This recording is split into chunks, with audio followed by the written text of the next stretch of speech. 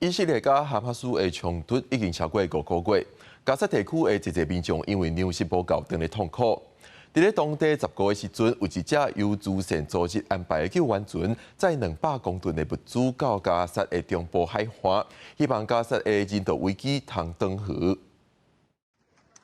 一家四个人坐路车，准备为加沙北部往南方逃难。父亲满面无奈，因为北方欠食物，爱设法找活路。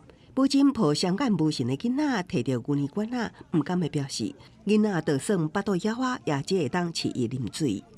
هذا الولد شو ذنب يعاني من جوع؟ الجوع هو اللي قتلنا。以哈冲突超过5个月，头一只来到加沙的紧急救援船，无定着带来一丝希望。在粮食的电比号，伫当地时间15日24日来到，居民伫岸顶望啊望。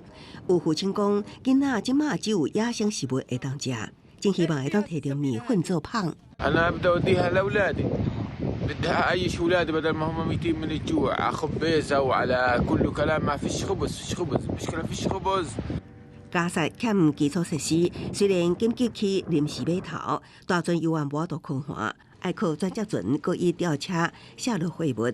这只由主权机构世界中央厨房安排的救援船，12为塞浦路斯启航，再有米粉、米、肉罐头、椰枣等拢装200吨的粮食。这个机构希望会当就此开通海上救援航路。And that is equivalent to almost 500,000 meals. While we know everyone in Gaza needs more food than that, this is just the beginning for us, and we hope to, again, open this maritime highway.